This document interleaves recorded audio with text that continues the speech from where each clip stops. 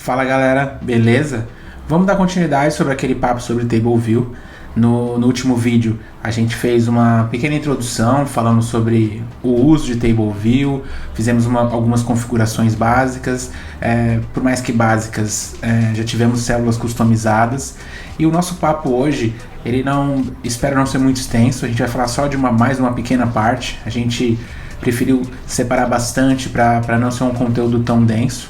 Hoje o nosso foco vai ser o uso de sessões, né? No último papo a gente fez uma listagem de produtos, que basicamente eram MacBooks.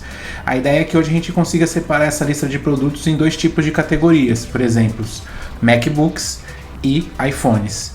Então, o nosso foco hoje é basicamente olhar para a configuração da TableView quando a gente está usando mais do que uma lista, listas separadas por categoria, beleza? Além disso, enquanto eu estava montando o material, estava batendo um papo com o Júlio, ele levantou um ponto bem interessante. Eu acho legal a gente até colocar para vocês aqui um ponto importante, que é o seguinte: ele sentiu falta de testes, né? Então a gente está falando sobre TableView e a gente em nenhum momento falou sobre os testes unitários desse código que a gente está fazendo. Perfeito, falei com ele e de fato é um ponto que a gente tem que prestar atenção. Porém, o nosso foco no vídeo é único e exclusivamente, obviamente nesses vídeos que a gente está fazendo agora, o nosso foco é único e exclusivamente falar sobre o conteúdo TableView. Isso não quer dizer que no futuro a gente não vai recapitular esse uso de TableView com o uso de testes. Por que eu estou falando isso? Falar sobre testes junto com a TableView tem alguns pontos, obviamente sempre tem os prós e os contras, mas o meu ponto que eu acho que faz mais sentido para alguém que está começando, e eu acho que o objetivo desses vídeos mais introdutórios sobre os conteúdos de UIKit, etc., ele pode acabar complicando para essa pessoa que está entrando no mercado, está aprendendo. Então, por isso que eu preferi separar. Nesse primeiro momento a gente vai falar sobre TableView, o uso dela e ponto. E mais para frente a gente vai entrar num assunto de testes, incluindo, obviamente, toda a parte de UI. Então a gente vai passar pelos testes de UI, os testes unitários e cobrindo esses assuntos que a gente começou fazendo a introdução. Beleza? Bora dar uma olhadinha então no código e começar a codar essa parte de sections. Bom, mostrando um pouco aqui sobre o layout, como vai ficar, né? Antes mesmo da gente ir para o código, para as vias práticas, vamos ver qual a ideia que eu tive aqui com relação à separação em seções, né? É comum a gente ver em alguns aplicativos que quando a gente tem uma lista e essa lista é categorizada, né? Então a gente tem uma lista de produtos, só que a gente separa em grupos de categorias. Então no nosso exemplo aqui a gente tem uma lista de Macs e uma lista de iPhones. Eu acabei não mudando aqui no Figma a imagem, mas isso aqui é só uma imagem ilustrativa. No nosso projeto a gente vai trabalhar com isso. Então aqui o ponto a gente vai criar sessões, vai configurar o header para essas sessões de acordo com qual sessão a gente está fazendo e exibir os dados de acordo com a sessão que a gente estiver mostrando no momento. Beleza, aqui no layout, a única coisa que está mudando, vocês podem perceber que da semana anterior, do vídeo da semana anterior para esse, a gente adicionou essa separação por categorias. Então a gente vai continuar usando as células que a gente já criou no vídeo inicial sobre TableView, a mesma tela. Então a gente vai continuar trabalhando no mesmo projeto, que é o que a gente vem fazendo, vem evoluindo no projeto. A cada semana a gente vai adicionando mais uma partezinha nele. Tá, vamos para o código então. Vocês podem lembrar, vou rodar de novo aqui só para a gente ver como que estava o resultado. Então a gente tem a lista dos MacBooks. Demorou um pouquinho porque é a primeira vez que a gente está fazendo hoje. Então temos aqui a lista dos MacBooks. Beleza. Primeira coisa que a gente já pode fazer aqui no nosso mock, né? A gente tinha criado uns mocks. Essa lista que a gente já não está mais usando, que é a lista de nomes, que a gente já está listando a lista de produtos já estruturado. Aqui embaixo na TableView a gente também não tem mais essa tratativa aqui para os nomes da célula, que a gente estava trabalhando com a célula padrão. Também não temos mais isso, porque a gente está trabalhando com a célula customizada. Eram pontos que não estavam sendo utilizados. E o que a gente vai fazer agora? O primeiro ponto, eu vou trazer uma URL nova aqui. Vou chamar essa foto URL, eu vou renomear ela para foto Mac URL, porque é a URL do Mac, e vou duplicar essa variável só para no nosso mock não ficar essa string imensa aqui. Vou trazer uma foto de iPhone pra gente. Então essa URL aqui é a URL de uma foto de um iPhone e beleza. Qual que é o ponto que eu quero trazer pra gente aqui? Antes a gente tinha um array, né, uma lista de produtos. Agora a gente vai trabalhar com uma lista de categorias. E essa lista de categorias tem produtos internos. Então o primeiro passo, como que a gente imagina, né? Se eu vier aqui na nossa lista de produtos, a gente tem uma modificação que é criar um objeto novo, que é uma categoria. E essa categoria, internamente a ela, tem uma lista de produtos. Vamos fazer esse objeto. Assim como a gente tinha um produto aqui, vou criar um novo, que vai ser o category. Deixa eu ver aqui, new file.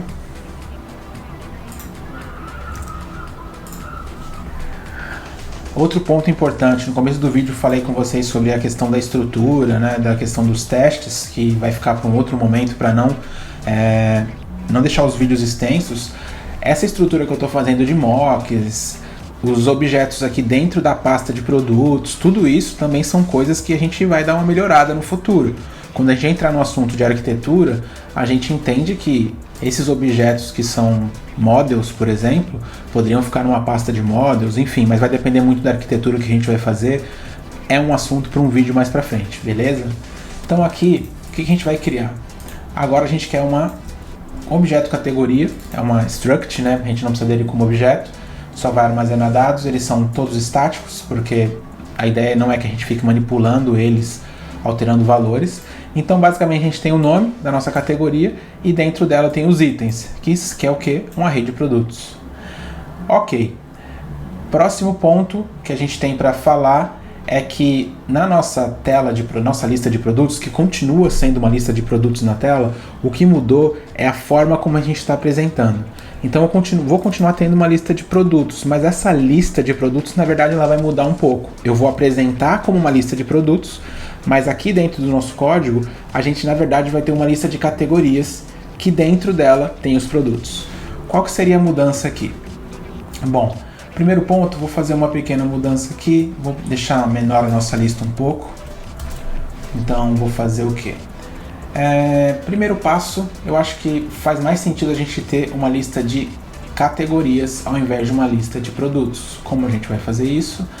Mudando um pouco a nossa estrutura. Então, hoje a gente tem já uma lista de produtos e eu vou manter essa lista do jeito que está. Vou apenas criar uma nova lista, que vai ser a nossa lista de Macs. Nisso, vou fazer isso daqui. E vou trazer a nossa lista de Macs aqui.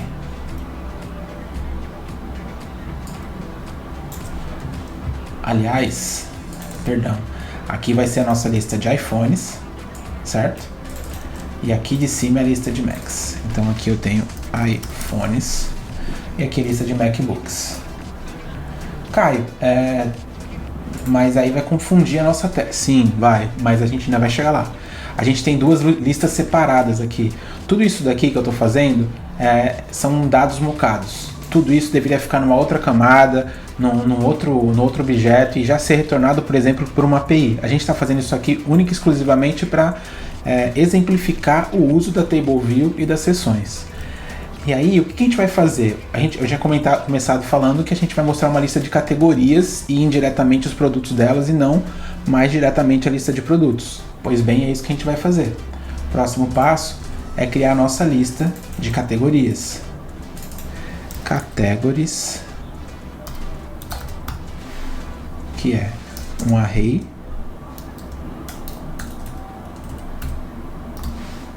de category. E aqui a gente tem a nossa lista. E aí eu vou dar um init aqui. Init, qual que é o nome? Macs, com a nossa lista de Macs.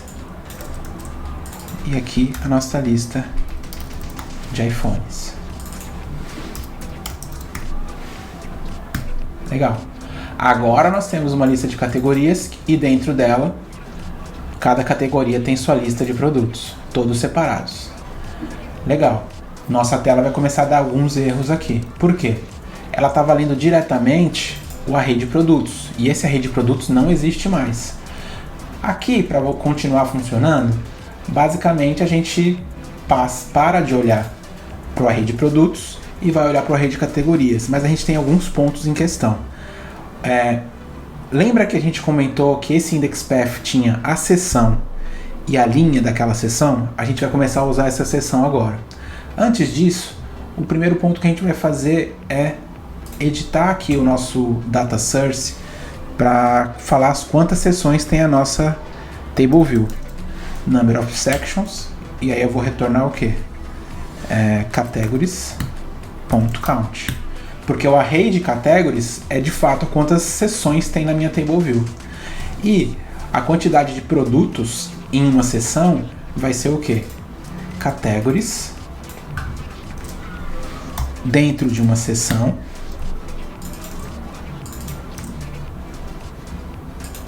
que aqui é o número de linhas dentro de uma seção. Que seção? Passou no parâmetro aqui. Então, das categorias na seção tal, eu vou pegar meu items e vou dar o count. Com isso, eu sei quantos itens tem dentro de uma categoria. Então, ele já vai parar de dar erro aqui.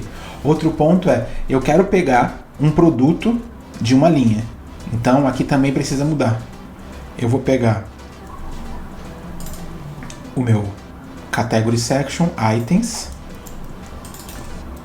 e aqui ó, eu vou usar o indexPath.section. Lembrando que o indexPath ele tem a linha e a seção. Então ele é um objeto que armazena uma linha de qual seção. O índice, né? Dizendo que onde está aquele elemento, em qual que está sendo visualizado, sendo setado aqui no Cell4Row. Ele ainda está reclamando para a gente aqui no didSelectRow, porque ele ainda está olhando para aquele array que não existe mais, que é o array de produtos. Aqui vai ser a mesma dinâmica que a gente fez no Cell4Row. Eu quero pegar um produto específico de uma linha. Eu tenho o indexPath ali, eu só troco para isso daqui. Categories, nessa seção, nessa linha. Pegando itens daquela seção nessa linha. Fazendo isso, ele já vai parar de quebrar aqui. Vou só ver uma questão aqui, ver se vai dar algum problema. Não. Vou rodar e fazer um teste. Durante o conteúdo eu não tinha feito esse teste ainda antes de fazer a configuração do header. Vou ver qual vai ser o resultado aqui com vocês ao vivo. Funcionou. Então, vocês já perceberam que a minha lista ela não mudou. O comportamento dela continua o mesmo. Estou vendo todos eles aqui. Porém, vocês vão falar, pô Caio, legal, separamos em duas listas distintas, mas lá no layout a gente tinha um separador de cada section, né? Tinha o Macs e o iPhones. Beleza. Um outro ponto que a gente precisa fazer com relação às sections, caso a gente queira fazer essa separação, a gente precisa configurar o header da nossa section. Vamos fazer isso agora. Para configurar o header, a gente tem um método que chama ViewForHeaderInSection, aqui no data source, ViewForHeaderInSection, e ele retorna uma view. Vou fazer um teste aqui com vocês. Vou dar um init aqui de uma view.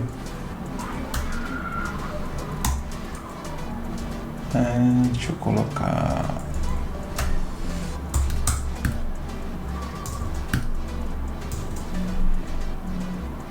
Só vou fazer um outro teste. Let view.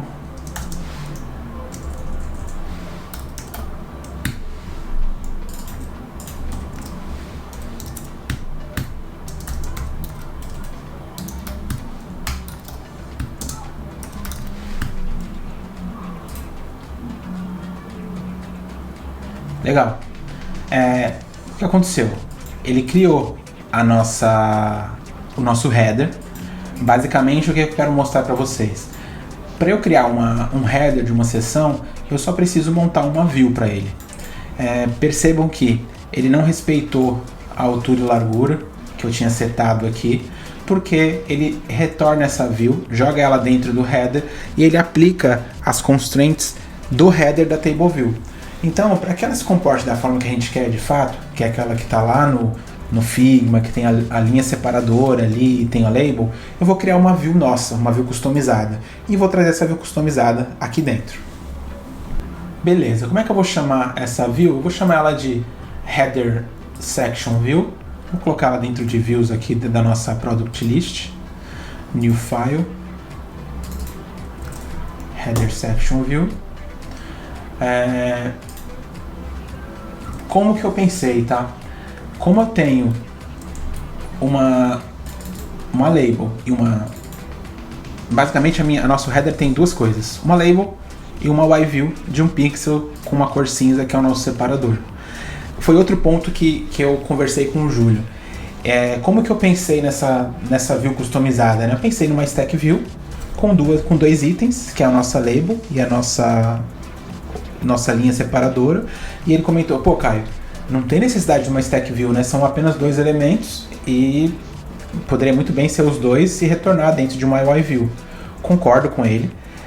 O único ponto de eu ter usado a stack view foi basicamente evitar que eu precisasse cadastrar, configurar cada uma das constraints da minha label e da minha linha separadora. Eu vou codar com vocês com a stack view, e até um outro ponto que ele comentou, eu falei, eu nunca tinha criado uma view que herda diretamente de uma stack view, né, um componente que herda diretamente de uma stack view. E aí eu comentei, para mim um dos benefícios disso é que eu não preciso criar uma view e inserir uma stack view dentro dela, por exemplo. Como eu estou criando uma view que ela tem todos os comportamentos de uma stack view, eu já crio ela estendendo de stack view e já uso o que eu tenho acesso já em mãos, entendeu? Eu vou fazer agora com vocês qual que é o ponto. Eu vou vir para cá, vou trazer já a implementação, porque entra muito no ponto do view code que a gente já vem fazendo, então não vou repetir essa parte. Lá nos nossos primeiros vídeos já temos esse ponto. E qual que é o ponto, né? Falei que a nossa view, Header Section View, ela só tem dois elementos, que é a linha e a label. Então estão aqui setados, configurados. E aí o ponto que eu comentei o nosso header ele é uma stack view. Eu já trouxe dessa forma porque vai facilitar a legibilidade do nosso código aqui. Poderia ser feito diretamente de Y-View? Poderia, sem problema nenhum. Inclusive, entendo inclusive que a Y-View ela tem menos complexidade de código, mas interno, né? Digo, porque, enfim, ela é mais crua do que a Stack View. Mas aqui na nossa implementação, no final das contas, eu quero colocar um elemento abaixo do outro, e para mim a Stack View ajudou muito nesse sentido. Mas sintam-se à vontade para usar o Y-View também, beleza? E aí o próximo passo aqui na nossa view, a gente vai conformar com o ViewCodable, vai adicionar os dois elementos no Arranged Subview, lembrando porque estamos com uma Stack View. As únicas constraints que eu preciso setar são as alturas, visto que a minha Stack View ela é vertical, então para ela calcular os seus tamanhos eu preciso da altura dos itens internos. Então a minha label tem 20, a minha linha separadora, né, eu chamei aqui de Line View, ela tem altura de 1, e apenas isso de constraints eu precisei configurar. Se eu tivesse usado uma Y-View, eu precisaria colar a minha label à esquerda no topo e à direita, setar a altura, a mesma coisa para a minha Line View, à esquerda no bottom e à direita, setar a altura, e inclusive vou precisar colar ela com algum espaço, não lembro como é que está no Figma, mas precisaria fazer essa questão do espaçamento. O espaço entre eles é 0, até porque a nossa Stack View está com spacing 0. E aí foi isso. Aí na Stack View, setei a cor de fundo, disse que eu vou usar esse atributo como true, esse Layout Margins Relative Arrangement, ele funciona para quê? Eu consigo setar esse outro atributo de Directional Layout Margins. Para que eu usei isso? A nossa tela, ela tem um espaçamento lateral aqui de 16. Então, se eu vier aqui, desculpa, aqui está com 24, mas depois eu acabei mudando para 16 ali no código, até por questão de visual mesmo, fica melhor o espaçamento de 16. Mas o ponto principal não é a quantidade de espaço, mas sim como a gente aplicou ele. Eu não precisei criar uma constraint para colocar esse espaçamento. Basicamente eu falei que a nossa Stack View, ela tem uma margem. Que margem? Eu quero 0 do topo, 16 de cada lado e 16 de baixo. Então, com isso eu já consegui fazer esses espaçamentos laterais da minha view. Outra coisa que eu precisaria fazer com constraints manuais aqui. Então tem mais esse elemento que eu acho interessante para utilizar. Ok, fizemos a nossa header section view, ela está ali configurada. Um outro ponto importante, deixa eu ver aqui, eu também criei esse método setTitle para não precisar criar um init passando o title da nossa line view, da nossa label view, aliás, da nossa label, que tem o nome da section, que tem o título da section. Para quê? Para facilitar a implementação. Basicamente a gente vai colocar lá no header, instanciar, chamar o setTitle e retornar. Vamos lá para a tela. Em vez de fazer toda essa parte aqui, eu vou colocar o quê? Posso manter o nome view. Vou chamar de header section view. O construtor vazio. Vou chamar meu header view.setTitle. Que título? Aqui eu quero colocar o Macs ou iPhones. E aí como é que eu vou fazer isso? Eu posso fazer assim. Qual que é o problema? Todas as minhas sections vão pegar esse nome Macs. A gente vai usar a mesma dinâmica que a gente vem fazendo para as células. A gente vai pegar o categories, index path section e, ao invés de pegar os itens, eu pego o nome. Com isso eu vou conseguir mostrar o nome dessa section. Deixa eu só ver uma coisa aqui. Aqui ele não tem o index path, ele já tem a section direto. Então perfeito, uso a section. Ver se ele vai reclamar de algum ponto. Acho que está ok. Vamos ver como é que fica a implementação. Perfeito. Então vocês podem perceber que aqui ele está com o espaçamento que a gente tinha configurado, espaçamento de 16. Está um pouquinho diferente do Figma, mas nada impede. Poxa, Caio, tá diferente, quero que fique igual o Figma. Ok, zero de problema. A gente vem aqui e coloca o 24. Porém, isso é só para o header. Também precisamos fazer aqui na célula, provavelmente, que é onde tem o espaçamento. Isso, aqui, ó.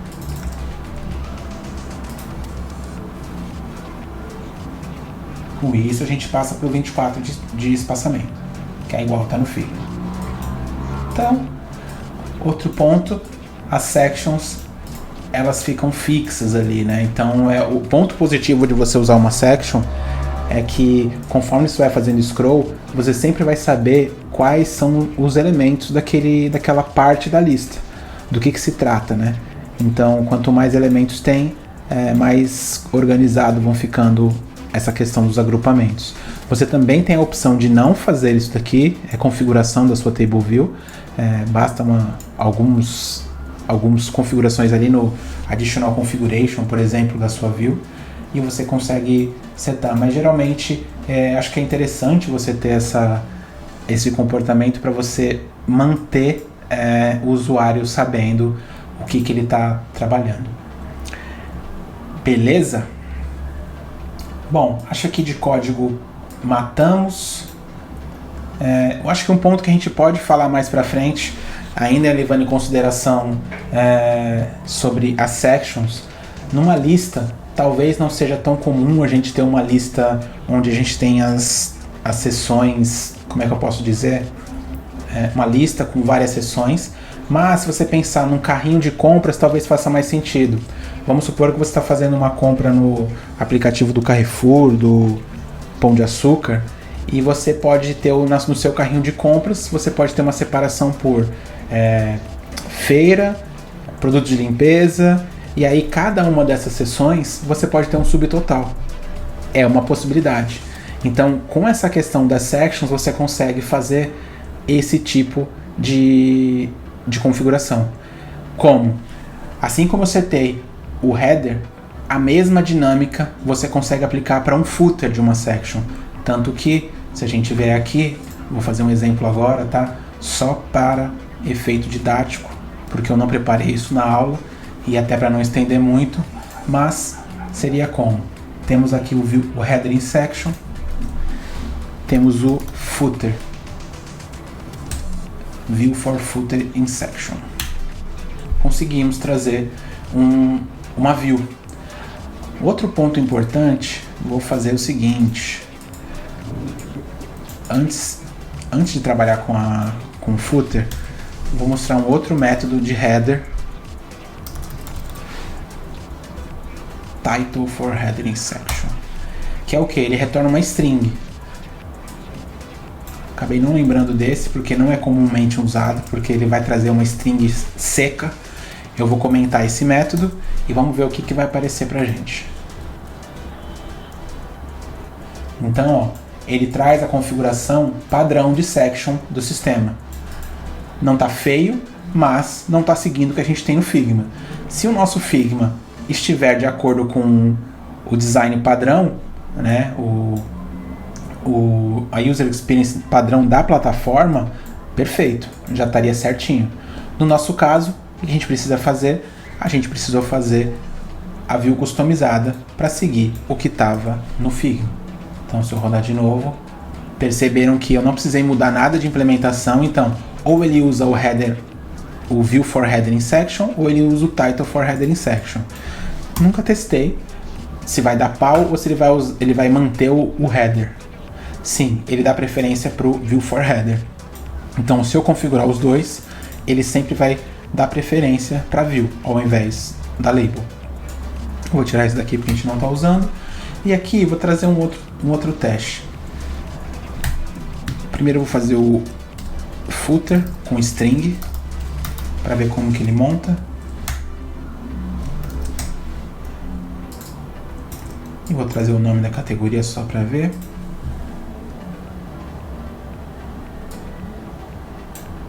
Tá aqui, ó. Então, ó, vocês podem perceber que tanto embaixo, tanto em Macs quanto iPhones, ele criou uma section, um footer, né, da nossa section, que também fica fixo, passa pelos elementos. E aí a gente poderia também, tão igual a gente fez para o header, a gente poderia fazer a mesma coisa para o footer. Vou trazer a mesma view, mas a gente poderia trabalhar com outra coisa. Por exemplo, deixa eu ver aqui, view for footer in section,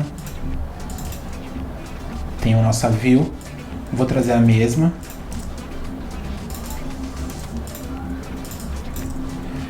Só que eu vou fazer uma brincadeira aqui pra gente, rapidinho. Product, nosso product tem um price.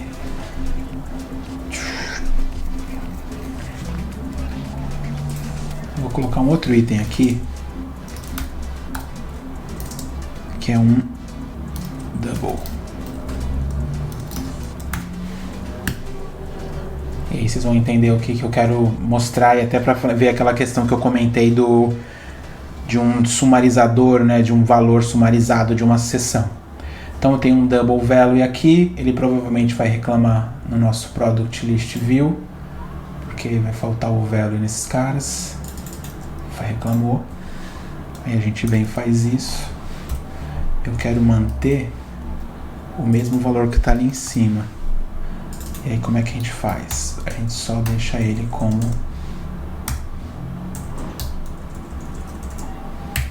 beleza. Então eu venho e faço isto em todos eles.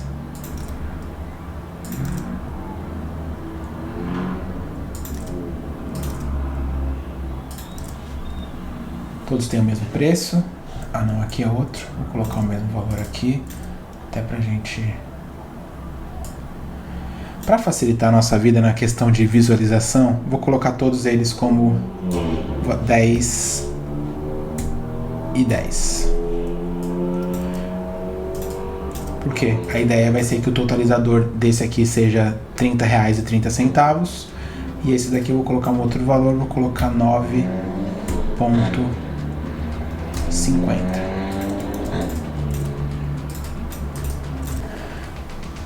Aí a gente vai lá no nosso footer, e o que a gente vai fazer é o seguinte: ao invés de mostrar o nome no footer também, assim como a gente estava mostrando pro header, vamos fazer uma outra coisa.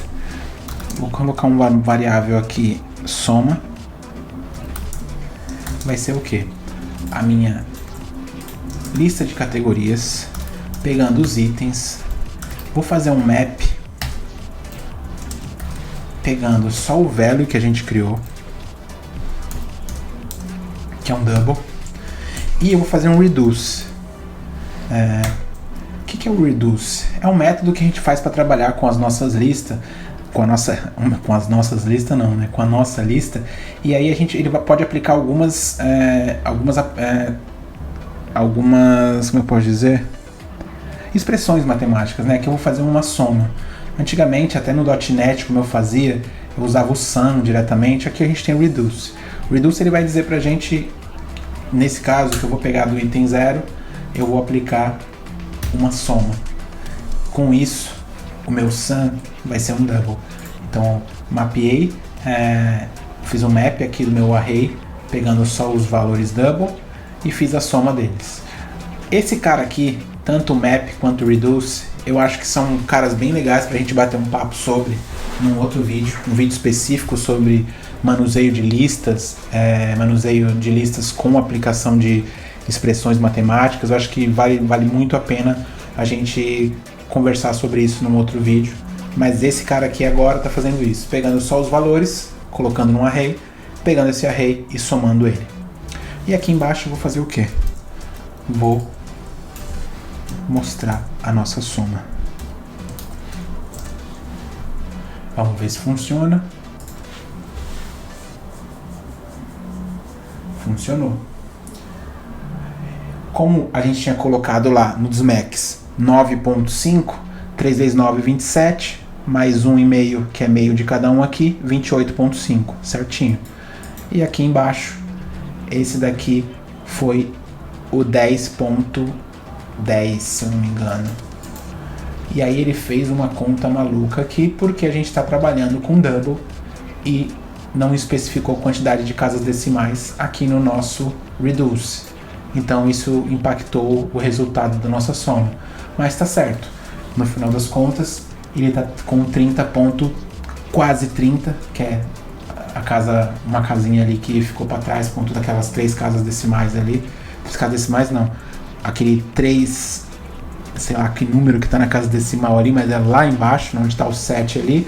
Ele deveria estar zerado para conseguir atingir o 30 certinho.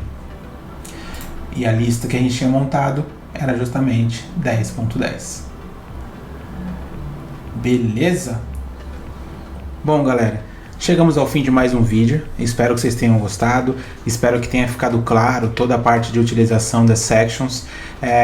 De novo, como eu falo em todo final de vídeo, ficou alguma dúvida, alguma sugestão, alguma correção, não vejo por que também não deixar aberto aqui, que às vezes passa uma coisa ou outra, por mais que eu faço conteúdo e o Júlio revise e vice-versa, quando ele faz eu reviso, mas nada como um pair programming, uma revisão em par, até mesmo feita por vocês. Fiquem à vontade para deixar nos comentários, fiquem à vontade para entrar em contato conosco no LinkedIn, nas nossas redes. De novo, o canal é aberto, tá? Fiquem à vontade para falar com a gente. E claro, não podia deixar de pedir, para quem chegou até aqui, gostou do material, gostou do vídeo, deixa sua curtida, vai ajudar a gente na disseminação do conteúdo, na propagação, e também não deixa de assinar nosso canal para que você seja notificado sempre que sair um vídeo novo, algum material que seja do interesse de vocês, ou até mesmo de alguém que tem próximo que você sabe que está precisando tirar uma dúvida, enfim. Vai estar ajudando a gente e vai estar ajudando também a comunidade compartilhando o conteúdo. Beleza? Mais um ponto que eu gostaria de comentar, falar sobre o nosso curso. Então, caso você não conheça o curso do Comitando, pode acessar lá comitando.com.br. Tem uma landing page explicando o conteúdo do curso, o funcionamento, enfim, como funcionam as turmas. A gente está para abrir mais uma turma nova em breve. Fiquem de olho nas nossas redes, a gente vai estar divulgando.